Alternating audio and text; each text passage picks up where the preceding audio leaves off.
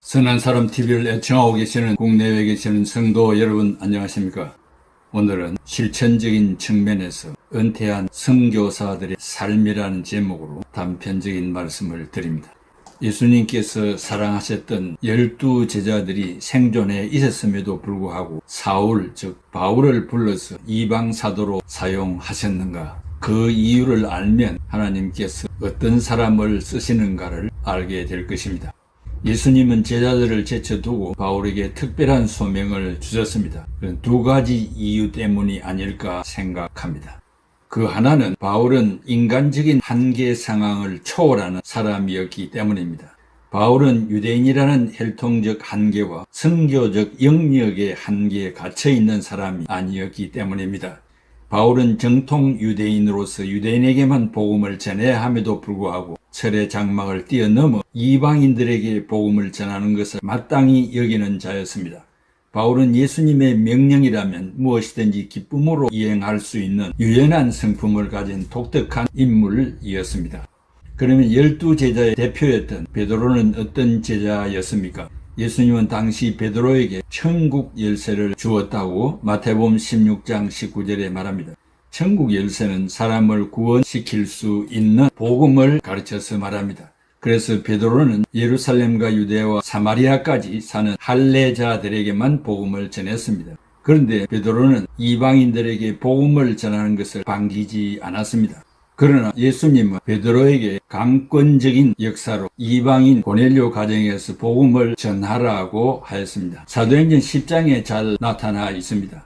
그러다가 베드로는 최초로 바울이 목회하고 있었던 이방인 교회 안디옥 교회를 방문했습니다. 그때 유대인이라는 혈통적인 문제와 태생적인 한계를 드러내고 말았습니다. 예고도 없이 예루살렘 교회에서 파송한 할례자들이 안디옥 교회에 도착했다는 말을 듣고 그만 이방인들과 식사를 하고 있는 자리에서 할례자들을 만나지 아니하려고 슬쩍 피해버린 것입니다.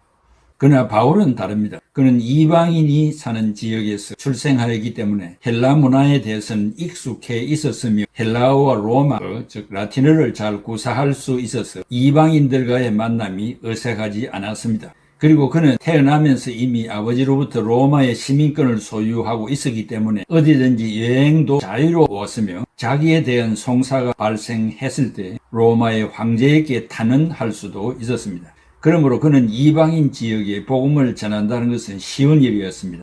정확히 말하면 하나님께서 그러한 배경에서 출생하도록 배려하신 것입니다. 또한 바울은 어릴 때부터 예루살렘에 유학 가서 초등 교육을 마쳤으며 15세가 되었을 때에는 가말리엘 스승의 문화생으로서 들어가서 율법의 엄한 교육을 받은 바리새파 교육을 받았습니다. 그때 가말리엘 스승은 율법 해석에 있어서 유연성을 가진 힐렐 학파의 거장으로 일하고 있었습니다. 당시 유대인들에게는 두 학파의 흐름이 있었습니다. 하나는 샴마이 학파고 다른 하나는 힐렐 학파였습니다. 샴마이 학파는 율법을 자구적으로 해석하여 문자 그대로 실천해야 한다고 주장하는 학파입니다. 힐렐 학파는 율법의 근본적인 의도와 뜻을 읽고 율법을 해석하는 학파였습니다. 그러므로 안식일에 소가 구덩이에 빠진 것을 두고 샴마이 학파는 그냥 죽게 내버려 둬야 한다고 했습니다. 왜냐하면 안식일에는 일하지 말라는 율법 규정을 어겼기 때문이라고 합니다. 그러나 힐렐 학파는 율법도 생명을 살리기 위해 주신 것이므로 구덩이에 빠진 소를 건져내야 한다고 해석했습니다. 이는 전쟁의 경우도 마찬가지였습니다. 전쟁이 나도 샴마이 학파에서는 안식일이니까 도망쳐서는 안 된다고 가르쳤습니다. 실제적으로 안식일에 전쟁이 발발했음에도 불구하고 도망치지 않아 많은 사람들이 죽고 말았습니다. 그때 힐렐 학파는 사람을 살리기 위해 안식일도 필요한 것이라고 해석하면서 전쟁이 나더라도 무기를 들 수 있어야 한다고 해석했습니다. 그래서 결국에는 방어용으로 무기를 들 수 있는 결과를 얻어냈습니다. 그러니 힐렐 학파 사람들은 이방인에게 대해서 보다 개방적인 태도를 가지고 있었던 것입니다. 그러한 배경에서 바울도 율법 교육을 받았으니 보다 더 이방인 전도에 적극적으로 임할 수가 있었던 것입니다. 둘째는 하나님의 말씀에 대한 계시적인 한계도 수용할 수 있는 사람이었기 때문입니다. 바울은 율법 학자였습니다. 그런데 예수님을 만나 율법의 한계를 뛰어넘을 수가 있었습니다. 그리고 예수님의 말씀을 통하여 비로소 계시의 완전함에 탐복했습니다. 그러므로 그는 누구보다도 예수님께서 가르쳐 주신 진정한 계시를 100% 수용할 수 있었습니다. 바울이 예수님의 계시를 수용하는 데에는 그는 유연성, flexibility를 갖추고 있었던 것입니다. 예를 들어 봅시다. 베드로가 할례자의 사도로 부르심을 받았을 때는 바울은 이방인의 사도로 부르심을 받은 것입니다. 그러므로 바울은 이방인 선교에 전력을 다하였습니다. 그런데 선교 대상이었던 이방인들은 할례를 받을 필요도 없고 안식일을 지킬 필요도 없었으며 613조 율법 규정도 따를 필요가 없었습니다. 그러므로 그들에게는 믿음을 통하여 언약 백성이 될 수 있다고만 가르치면 되었습니다. 믿음을 가지면 죄사함도 받고 구원도 받으며 하나님의 자녀도 된다고 가르친 것입니다. 하지만 그러한 바울의 선교관도 나중에는 예수님의 말씀과 같이 갱신될 수 있었습니다. 즉 사람이 믿음으로 구원을 받는 것은 사실이지만 궁극적으로는 천국에 들어가는 구원을 받아야 하기 때문에 이를 위해서는 믿음만이 아니라 회개와 실천적인 삶이 반드시 동반되어야 한다는 것도 수용하여 전하게 된 것입니다. 그러므로 그가 3차 전도 여행을 마친 후 밀레도에서 에베소 장로들을 청하여 부탁할 때에는 자신이 유대인이든지 헬라인이든지 예수 그리스도에 대한 믿음을 가르쳤고 하나님께 대한 회개를 가르쳤고 성령님에 대한 거룩한 삶을 가르쳤습니다. 그리고 그가 3차 전도 여행을 마치고 예루살렘에 갔을 때 유대인들에게 붙들려 헤롯 아그리파 2세 앞에서 자초지종을 설명할 때는 이렇게 말을 했습니다. 사도행전 26장 19절에서 20절에 아그리파 왕이요 그러므로 하늘에서 보이신 것을 내가 거스리지 아니하고 먼저 다메섹과 또 예루살렘에 있는 사람과 유대 온 땅과 이방인에게까지 회개하고 하나님께로 돌아와서 회개에 합당한 일을 하라 전함으로 그는 처음에는 이방인들에게 믿음을 강조했지만 나중에는 회개가 반드시 필요하며 누구든지 회개에 합당한 열매를 즉 품성생활을 맺어야 한다는 것을 가르쳤던 것입니다. 어디 그뿐이겠습니까? 그의 선교 초기에는 임박한 주의 재림을 전파했습니다. 그래서 그는 자신도 역시 살아서 재림하시는 주님을 만날 것이라고 전파했습니다. 그렇지만 주님의 재림은 지연되고 있었습니다. 그러자 그의 말년에는 주님의 우주적인 재림을 고대하고 기다리는 것보다 개인이 언제라도 죽으면 천국에 들어갈 준비를 하고 있는 것이 중요함을 가르쳤습니다. 그의 종말신앙도 이렇듯 진전된 계시의 말씀을 따라간 것입니다. 또한 그의 구원관에 있어서도 그가 처음에 복음을 전파할 때는 순간적인 구원을 전했습니다. 믿고 입으로 시인하는 순간에 구원을 받는다고 전했던 것입니다. 그 말 자체는 틀린 것은 아닙니다. 하지만 그는 점차로 구원이라는 것이 하나의 긴 여정이자 경주라는 것을 깨닫게 되었습니다. 더욱이 자신이 걸어가는 구원의 여정이야말로 곧 천국에서 상을 받기 위한 과정이라는 것도 알게 되었습니다. 즉 그는 나중에 구원과 상급을 별개의 단위로 취급하지 않았던 것입니다. 그리고 그가 처음 주님을 영접한 직후에 그는 예수님을 하나님의 아들이자 그리스도라고만 전했습니다. 그러나 그의 선교 중반기에 접어드는 시점에 썼던 로마서를 보면 그는 예수님을 만물 위에 계시는 분이자 세세의 찬양을 받으신 하나님, 즉 정관사가 없는 하나님이라고 했습니다. 그런데 그가 말년에 기록한 디모데 전서에는 예수님은 하나님께서 육신을 입으신 분이라고 전파하게 됩니다. 그가 가진 그리스도에 대한 계시도 점점 더 진전된 계시를 수용하고 따라간 것입니다. 이처럼 계시에 대한 주님의 가르침도 그는 고정화 혹은 화석화, 즉 굳어져 버리는 그런 것이 되지 아니했습니다. 때를 따라 알려주시고 고쳐주시는 주님의 계시를 수용하였고 그것을 전파한 것입니다. 바울에게 진리 안에서 유연성이 있었기 때문에 선교에 합당한 그릇으로 쓰신 것입니다. 그러므로 주님께서 12 제자들 외에 따로 그를 불러 들어 쓰실 수가 있었던 것입니다. 셋째, 복음 전하는 자들의 고난. 바울은 로마 감옥에 갇혀 있을 때 빌립보서를 기록했는데 빌립보 교인들이 복음을 위해 고난을 받았다는 사실을 입증하고 있습니다. 특이한 것은 자신을 가리켜 7절, 13절, 14절, 17절에 매임을 받았다고 했습니다.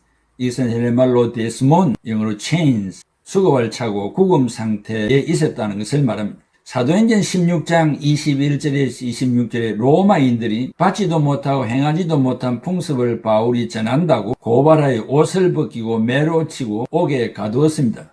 그래야 바울은 3번이나 감옥살이를 했습니다. 첫 번째 감옥은 테베레강 옆에 있는 산 피울로 알라 리골라 감옥이었습니다. 두 번째 과목은 로마 포럼 옆에 있는 마메르틴 과목이었습니다. 세 번째 과목은 AD 67년경 순교 직전에 토목된 천국의 계단 교회였습니다.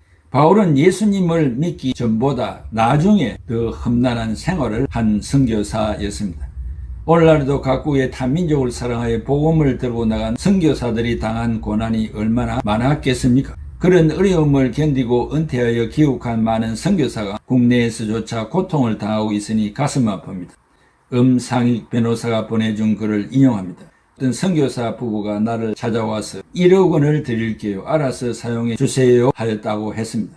그 선교사 부부는 지금 전세집조차 없이 가난했습니다. 선교사로 30년을 외국에서 살았습니다. 그들 부부는 러시아가 개방되기 직전 러시아로 갔습니다. 남편은 빵통을 메고 모스크바역 앞에 노숙자들을 찾았는데 그들은 병으로 온몸에서 고름이 나오고 악취가 풍기는 사람들인데 그 속으로 들어가 같은 신세의 사람으로 보이면서 복음을 전했습니다.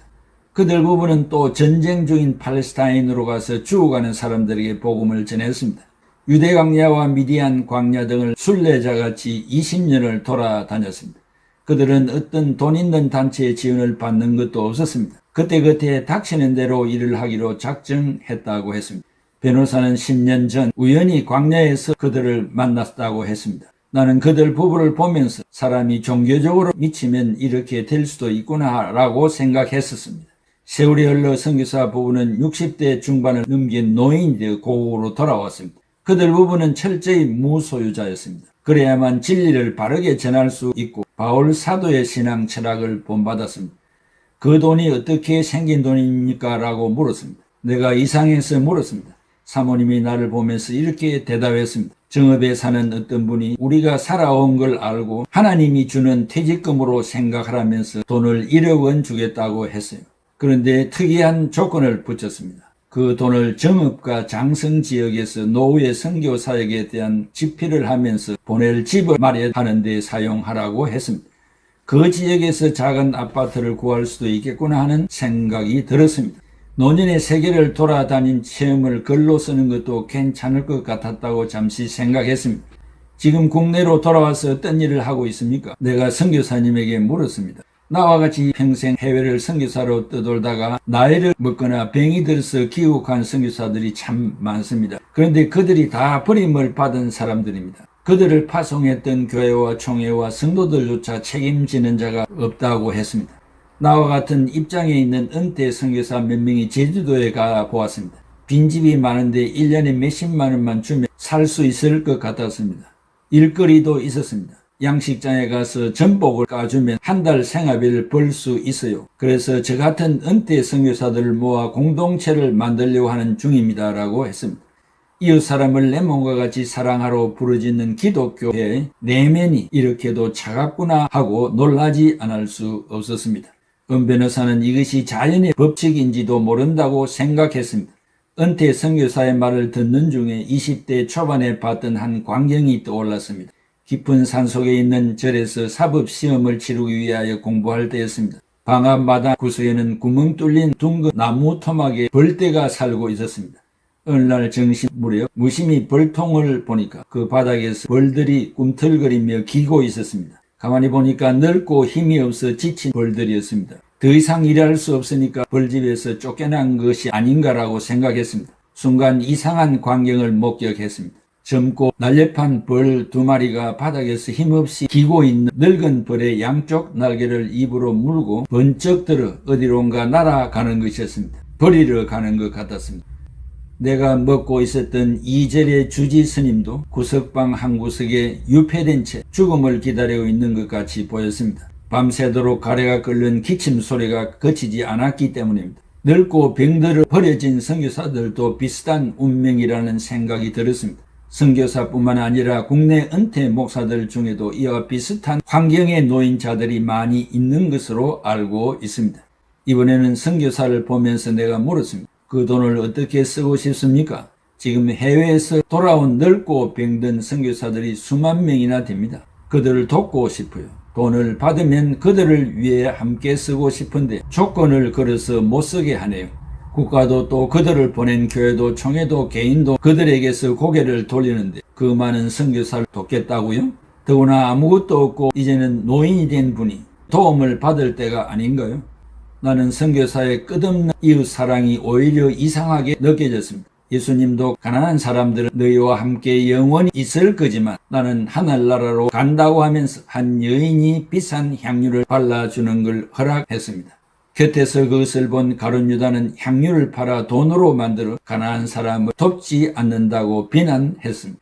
이름이 드러나지 않는 그 선교사 부부는 참된 선교사요, 동력자를 사랑하는 덕스러운 인간미를 가진 사람 그 자체였습니다. 그들이 일하는 시리아 난민촌을 가본 적이 있었습니다. 그들 부부는 남들이 모르게 난민 아이들에게 친절하게 사랑을 베풀고 있었습니다. 선교사님은 나에게 주의를 주었습니다. 샤워를 할 때 물은 10초 정도만 쓰고 비누도 한 번만 살짝 문질러 사용하라고 했습니다. 그 정도로 아끼는 사람이었습니다. 그럼에도 불구하고 1억 원을 하나님이 이름 모를 성도를 통하여 조건부로 주었는데도 헌신자의 조건보다도 성경이 가르치는 대로 보이지 않는 곳에서 고생하는 노년의 선교사들을 위하여 선을 행하고자 하는 부부였습니다. 은 변호사는 그들 부부 선교사가 이기적인 사랑이 되기를 진심으로 희망했습니다. 그러면서도 진정한 예수님의 성품을 닮은 선교사님을 보고 가슴이 따뜻해졌습니다. 변호사는 자기의 독백 중에서 누가복음 18장의 한 관리의 모습이 생각났습니다. 한 관리가 질문을 합니다. 선생님이 내가 무엇을 해야 영생을 얻으리까? 예수께서 이르시되 네가 계명을 안 하니 간음하지 말라, 살인하지 말라, 도둑질하지 말라, 거짓 증언하지 말라, 네 부모를 공경하라 하였나니라. 여짜오되 이것은 내가 어려서부터 다 지켰나이다 라고 대답했습니다. 예수께서 이 말을 들으시고 이르시되 네가 아직도 한 가지 부족한 것이 있으니 네게 있는 것을 다 팔아 가난한 자들에게 나누어주라. 그리하면 하늘에서 네게 보화가 있으리라. 그리고 와서 나를 따르라 하시니 그 사람이 큰 부자이므로 이 말씀을 듣고 심히 근심하더라. 영생을 얻고 싶은데 그래서 영생을 얻는 비결을 주님을 통해 들었는데 근심이 생긴 관리의 모습이 어디서 많이 본 모습이었습니다. 저 자신의 모습이었습니다. 영생을 구하고자 손 하나는 펼치면서 다른 한 손은 세상을 붙잡고 있는 나의 모습이었습니다. 오늘 근심하고 있는 우리들에게 주님은 이렇게 말씀하십니다. 야고보서 4장 8절 하나님을 가까이 하라. 그리하면 너희를 가까이 하시리라. 죄인들아 손을 깨끗이 하라. 두 마음을 품은 자들아 마음을 성결케 하라고 했습니다. 사랑하는 성도 여러분, 긴 시간 어려움을 당하는 선교사에 대한 이야기를 드렸습니다. 우리가 옆에 살지 않기 때문에 어떠한 삶을 살아가는지 우리는 구체적으로 잘 알 수 없습니다. 그러나 변호사가 보낸 이 글이 우리를 당황케 하기 때문에 여러분들에게 소개했습니다. 여러분 주변에 하나님이 사용하셨던 선한 목자들이 있습니까? 눈여겨보시고 여러분들이 가진 것을 나누어 마지막 놀이의 삶에 보탬이 되면 얼마나 좋겠습니까? 우리가 직접 선교사로 가지 못했지만 우리 대신 이들이 가서 민족을 사랑하는 마음으로 복음을 증거한 그 사역에 이바지하는 마지막 기회가 되지 않겠습니까? 항상 기도해 주시고 기도로 끝나지 말고 우리의 가진 것 지갑을 열 수 있는 그런 기회가 되기를 바랍니다. 기도하겠습니다. 고마우신 아버지 하나님, 은혜와 사랑을 감사합니다. 복음을 위하여서, 주를 위해서, 교회를 위해서, 선교와 개척을 위해서 헌신했지만은 마지막에 의식주가 해결되지 못하여 병들어 고통당하는 이러한 분들이 얼마나 이 땅에 많습니까? 아버지 하나님, 불쌍히 여겨주시고 조금 가진 자들에게 마음을 열어주시고 서로 땅에 사는 날 동안에 아프지 않고 굶주리지 않고 살다가 주 앞에 의젓이 설 수 있는 좋은 기회들이 되게 하여 주옵소서. 예수 그리스도의 이름으로 기도하옵나이다. 아멘.